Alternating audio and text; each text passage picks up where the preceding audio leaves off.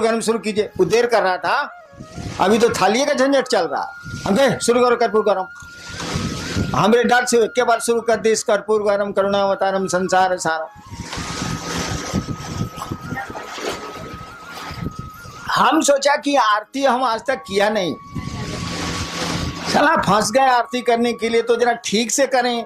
अब यहाँ से देवघर गाड़ी चला रहे हैं, चलाते तो मैं नहीं हूँ, मोटरसाइकिल में चलाता तो नहीं हूँ, लेकिन अब लाचारी है चलाने की, तब ठीक से नहीं चलाएंगे तो गड्ढा में गिर जाएंगे।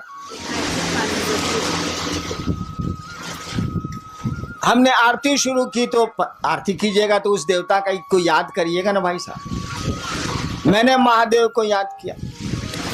अब इसके बाद झूठी कहानी शुरू होती है, सच नहीं मानिएगा, कहानियां अमूमन झूठी होती हैं, यहां तक सच।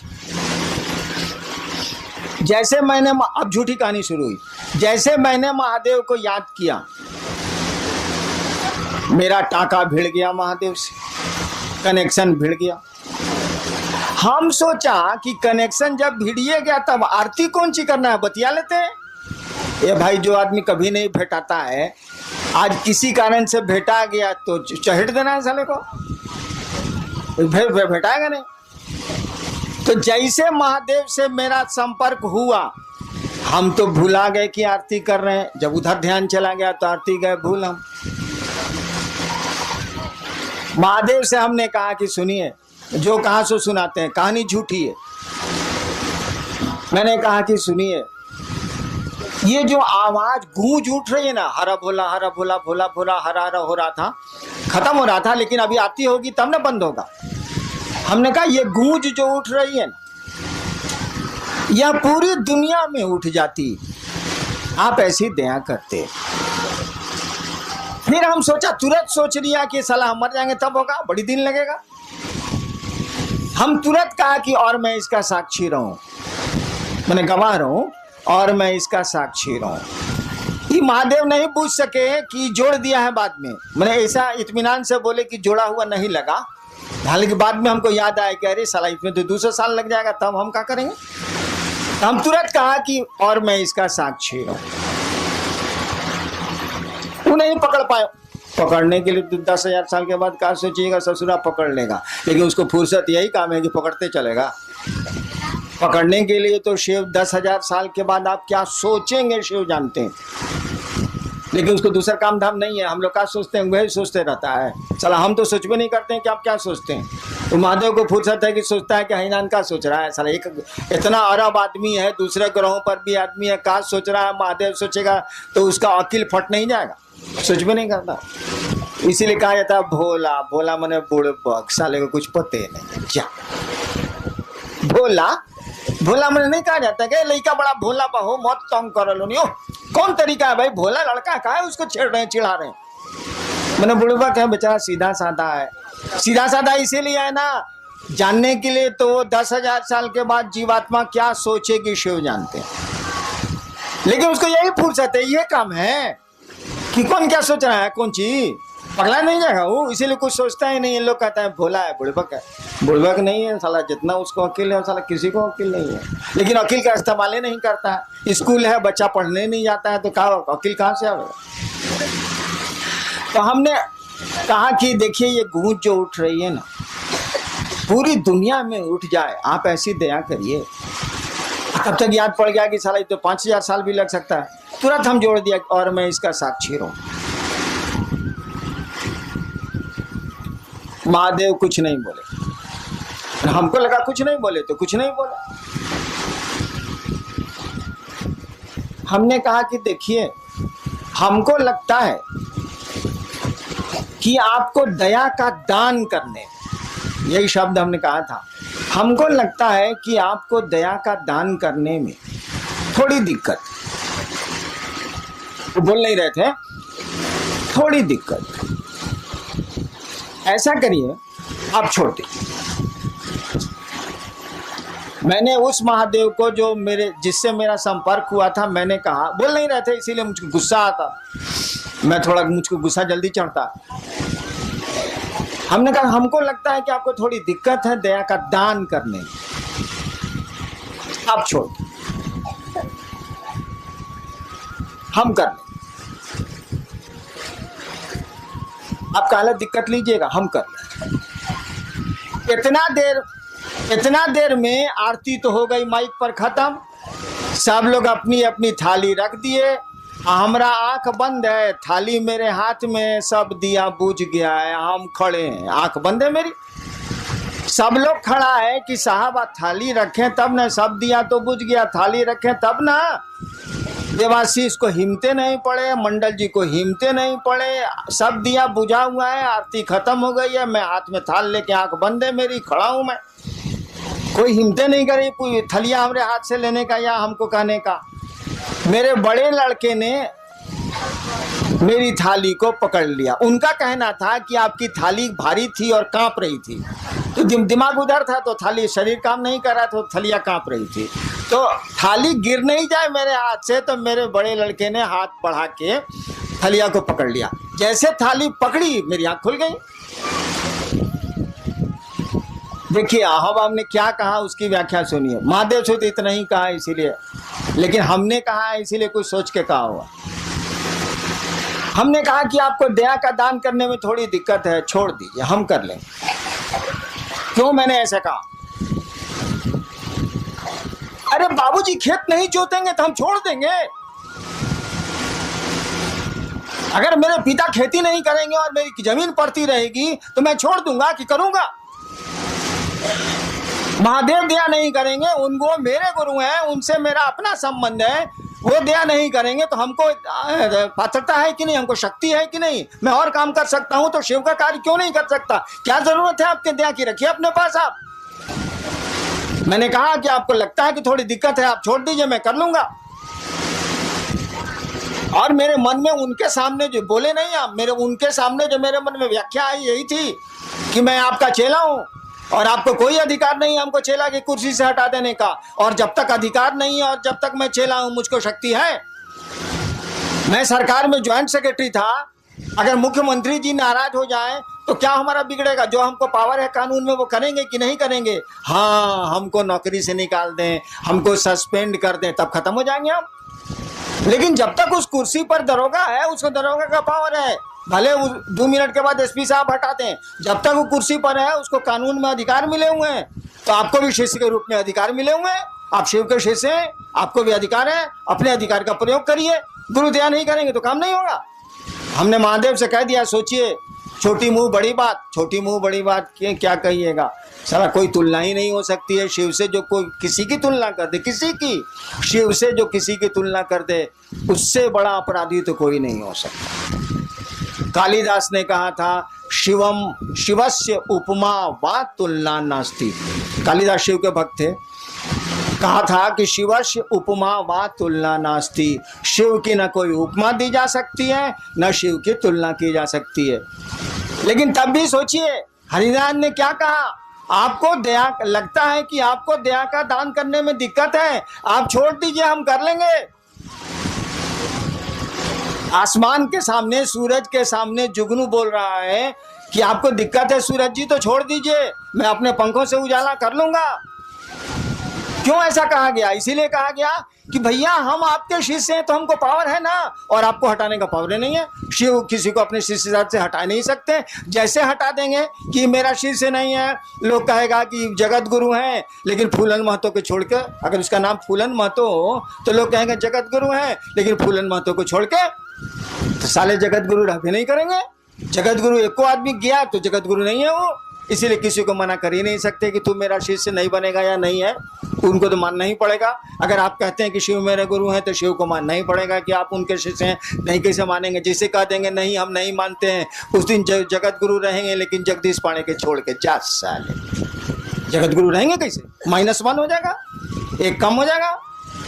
तो मना नहीं कर सकते, और मना नहीं कर सकते तो हम लोग शिष्य हैं, और शिष्य के रूप में शिष्य की शक्तियां हमको आपको हैं। क्यों नहीं करेंगे महादेव का काम? महादेव को दया नहीं करनी है, मत करें वो।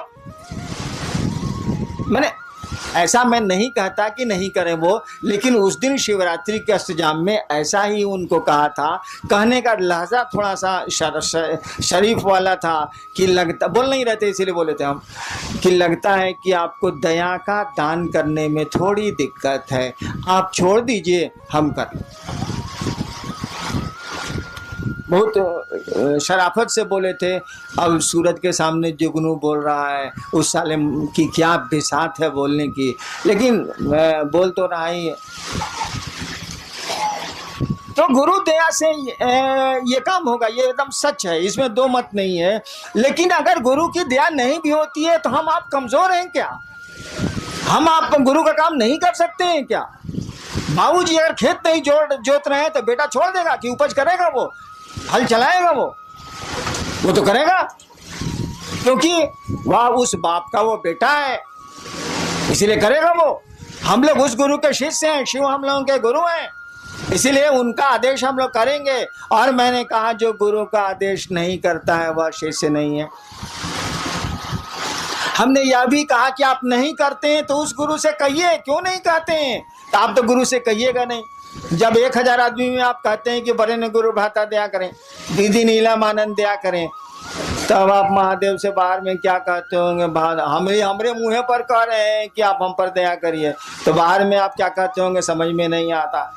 अरे दया गुरु ने करते हैं, दया उनकी संपत्ति है ना, कोई लेके करेगा। चापाकल अगर पानी दे रहा है तो लोहा साला चापाकल को अपने बाबूजी का पानी है, बताइए जरा। बोरिंग चल रहा है, पूरा लोहा है कि नहीं? ऐसा पानी है बोरिंग में अपना? जमीने का ना पानी है भैया। वो चापाकल दे या कुआं दे या बोरिंग मशीन दे, कोई दे, जमीने का ना पानी देगा। अरे ससुरा हमू दया करेंगे तो महादेव की ना दया करेंगे, उन्हीं से न लेके चापाकल साला पानी आ देगा। अपने में तो लोहा है साला, इसको अपना पानी कहाँ है?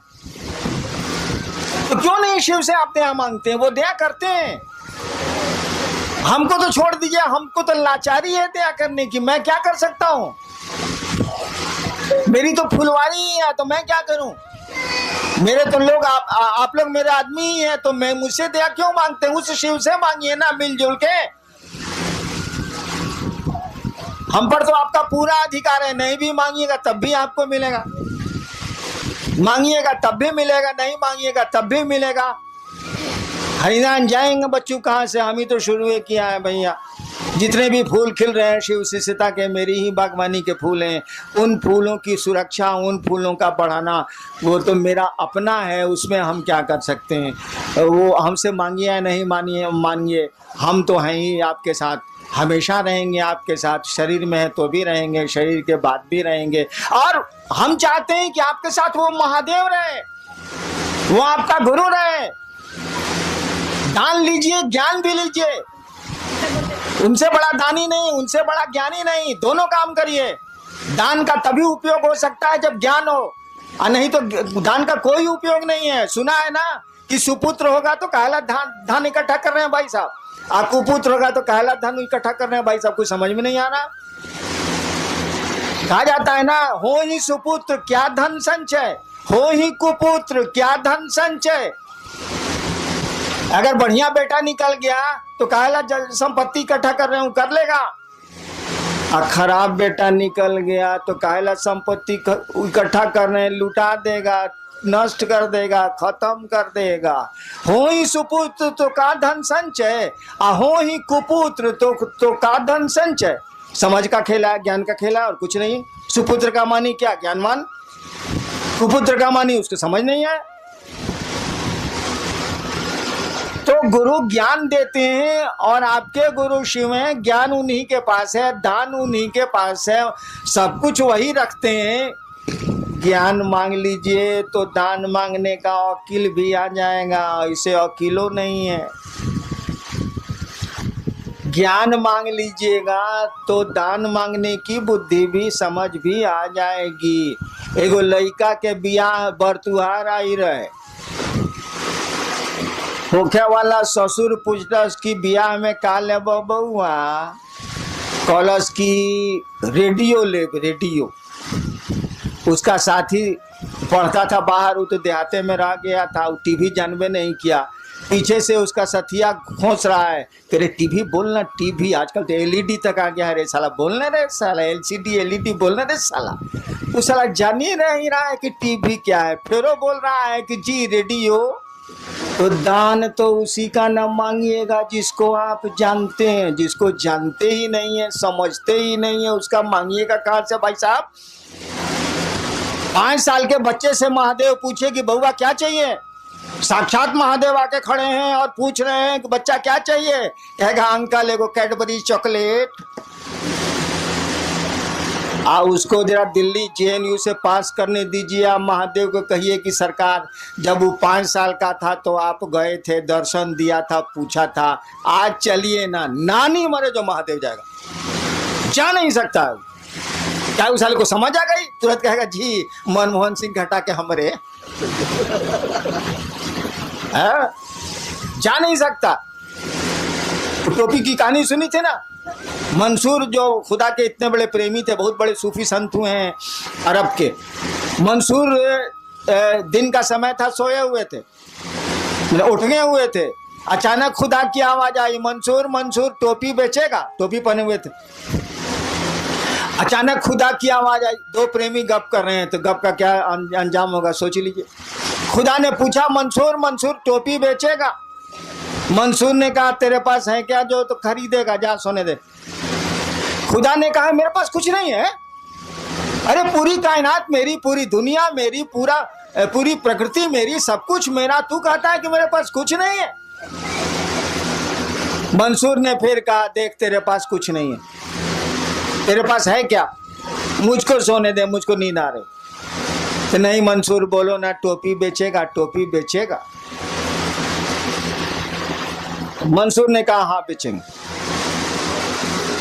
खुदा ने कहा दाम बोल। मंसूर ने कहा ऐसा कर, तू सारी दुनिया के लोगों को जन्नत दे दे, माने स्वर्ग, तू सारी दुनिया के लोगों को स्वर्ग दे दे। खुदा ने कहा मंसूर यह काम तो मैं नहीं कर सकता।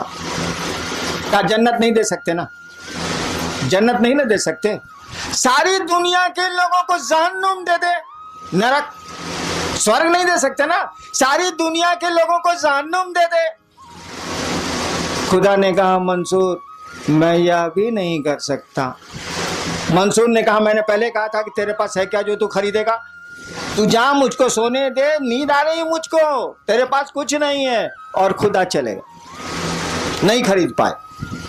हमने कहा कि उसको JNU से पास होने दीजिए, महादेव को भेजिए उसके पास, नानी मरे जो महादेव जाए, जा नहीं सकता। तुरंत कहेगा जी सोनिया जी के पार करूं, हमरा बिठाऊं, तुरंत कहेगा। यानी ज्ञान आ गया। आप मुझसे मेरे पास आते हैं, अमूमन लोग किस काम के लिए मेरे पास आते हैं, परेशानी है, फलना बीमार है, फलना हमारा बात नहीं सुन रहा है, हई है, हऊ है, हऊ है, हऊ है, इसलिए मैं जल्दी लोगों से मिलता नहीं। हई हऊ क्या करूं मैं, उसको अकेले ही नहीं है।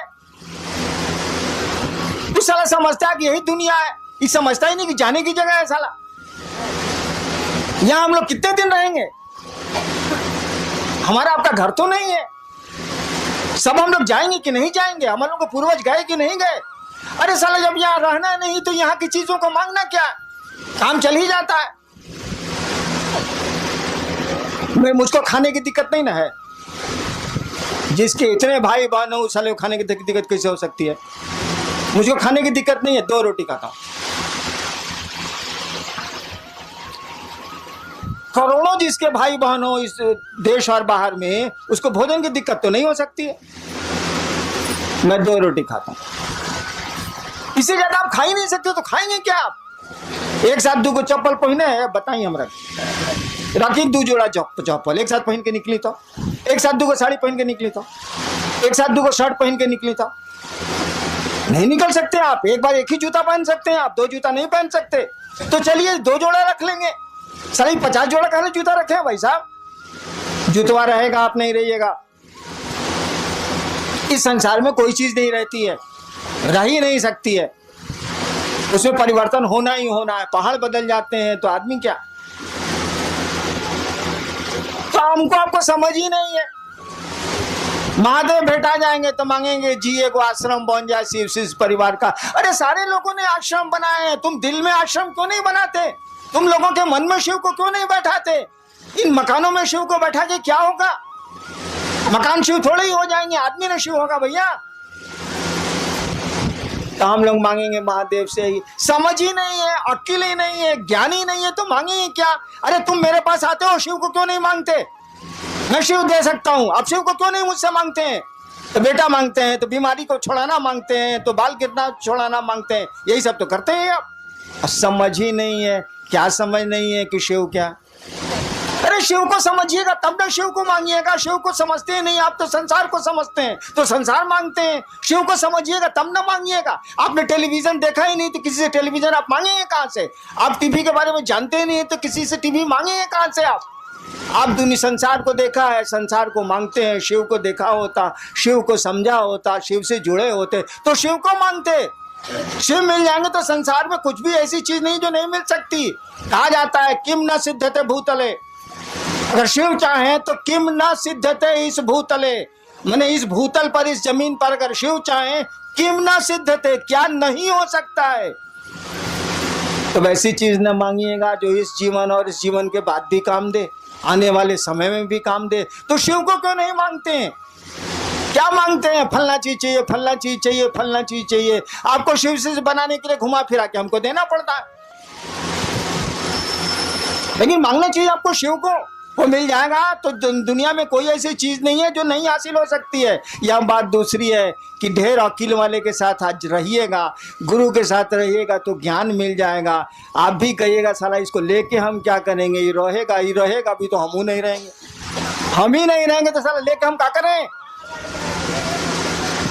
क्या मांगे हम? तो जाने की जगह है, सभी हम लोग यात्रा में आए हैं, छोटी छोटी यात्राओं में हम लोग यहाँ आए हैं। ये टेम्पोररी हम लोग का यहाँ पोस्टिंग हुआ है, कम दिन के लिए हम लोग आए इस धरती पर। लोगों का टेम्पोररी पोस्टिंग होता है तो टेम्पोररी ना काम चलाइए भाई साहब, कौन सी हंगामा कर रहे हैं? जो परमानेंट है उसको पकड़िए, उस गुरु को पकड़िए, ज्ञान है उसके पास, और शिष्य जैसे जैसे बनिएगा ज्ञान आप में प्रवेश करेगा। आपके गुरु ने कहा दूसरों को समझाओ, दूसरों को सुनाओ नहीं। लोगों को मालूम है कि शिव गुरु हैं, दूसरों को समझाओ कि शिव गुरु हैं, और ऐसा समझाओ कि वास्तव में वो शिव का शिष्य बन जाए, सचमुच में वो महादेव का चेला बन जाए। उसको देखने से लगे कि महादेव का चेला साला महादेव होता है। अब आए थे उस समय, मछली बाजार बनाए हुए थे, हमने कहा लोगों को बोलिए शांत रहने के लिए, ये शिव शिष्य का लक्षण है। भीड़ में जा रहे हैं, धक्का धुक्की कर रहे हैं, शिव शिष्य का लक्षण है। अरे आदमी की तरह रहिए, महादेव के चेला है। आपको देख के लोगों को लगे कि महादेव का चेला साला महादेव होता है, साधु होता है। साधु कौन होता है? साधु किसको कहते हैं? साधु की परिभाषा क्या है? मोनू बाबू बोल रहे थे ना, कि कोई बोल रहा था कि आपको साधुता का परिचय देना चाहिए। साधु का मानी क्या होता है? साधु का मानी होता है, पढ़ते हैं ना, सभी भाई बहनों को मेरा साधुवाद। दीदी नीलम आनंदी, साधुवाद क्या होता है? साधु होना माने जिसने अपनी ऐषणाओं को धुन दिया हो वह साधु है। साधु शब्द का अर्थ होता है जिसने अपनी ऐषणाओं को, ऐषणाएं तीन होती हैं, अपनी ऐषणाओं को धुन दिया हो। धुन दिया हो, जैसे धुन की रुई धुनेला, धुन दिया हो वह साधु है। ऐषणाएं क्या है? पुत्र ऐषणा, यश ऐषणा, धन की ऐषणा, इच्छा मैंने पैसा इकट्ठा करने की इच्छा, संतान की इच्छा, प्रतिष्ठा, सबसे बड़ी है यश, यश इच्छा, सबसे बड़ी है यश की इच्छा। से सम्मान जल्दी नहीं हटता है, मन से वो रहता है, साधुओं को भी रहता है।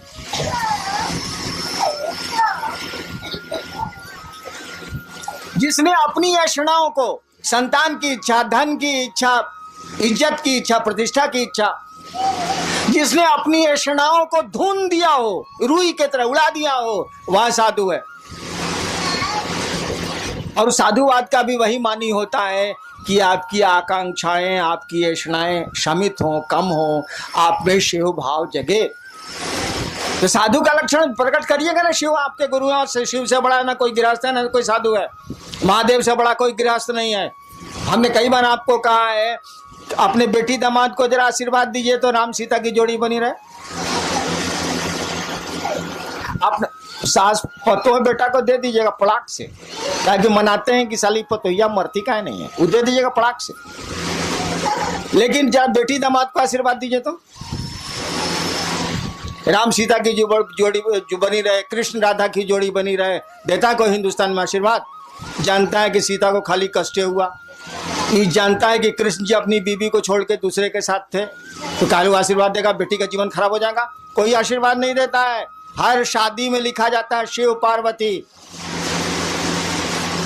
शिव पार्वती की जोड़ी बनी रहे, जबकि देने वाला ही जानता है कि भिखमंगा है।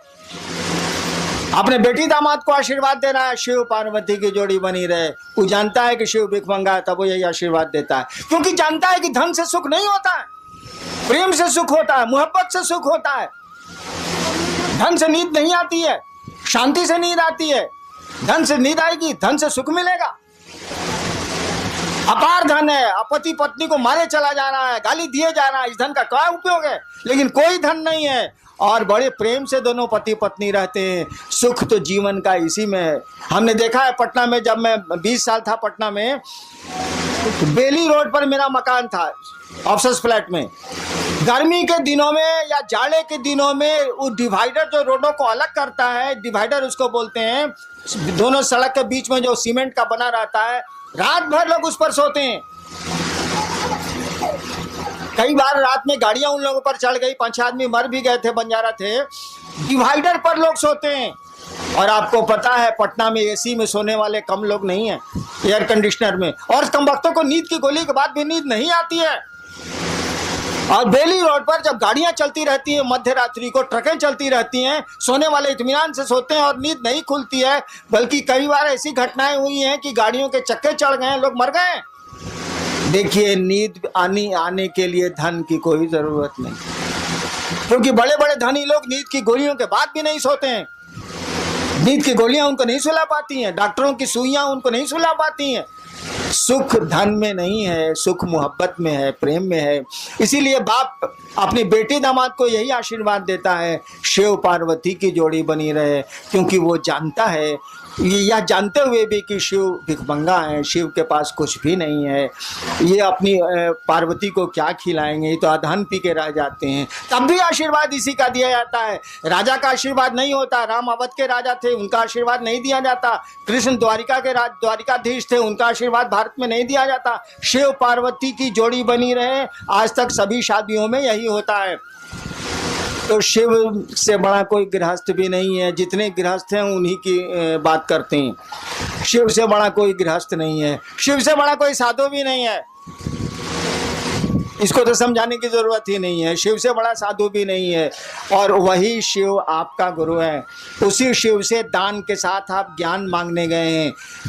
उसने जो कहा है उसको करिए, मनोयोग से करिए। हमसे जितनी मदद लेनी है ले लीजिए, हम देंगे मदद आपको, लेकिन दया गुरु से मांगिए। शिव को सामने कीजिए, हरिनारायण को सामने करने की जरूरत नहीं है।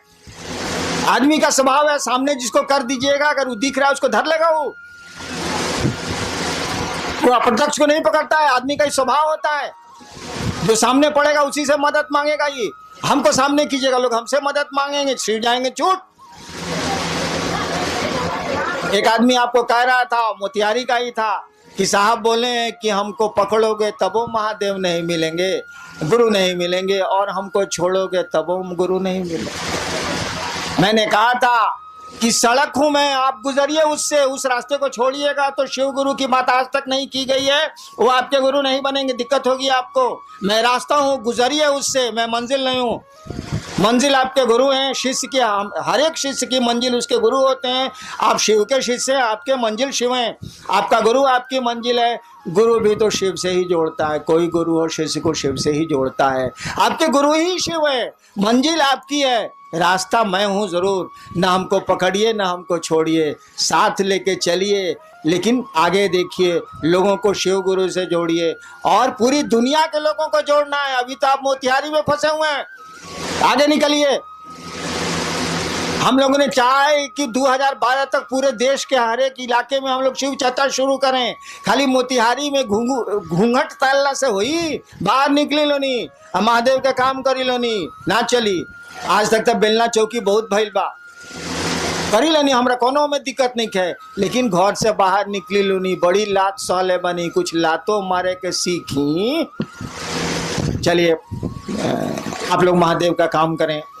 मेरा साथ है, मेरे पास जितनी शक्ति है दृश्य या अदृश्य आपका साथ देगी, आप सबों का साथ देगी। हम लोग महादेव को आगे करेंगे, शिव गुरु की बात करेंगे, लोगों में शिव गुरु से जुड़ाव पैदा करेंगे। हम तो आपके साथ हैं, हमको आगे करके क्या करिएगा, हमेशा मैं आपके पीछे हूँ। आप देखें अथवा नहीं देखें, आपको नज़र आए अथवा नहीं आए, जब भी आप महादेव के काम करने को सोचते हैं मैं आपके पीछे हूँ, इसको सोच के महादेव को आगे करिए। चलिए आप लोगों को हम प्रणाम करते हैं, आप लोग मेरा प्रणाम स्वीकार करिए और धीरे धीरे प्रस्थान करिए या बाहर घूमिए। प्रणाम।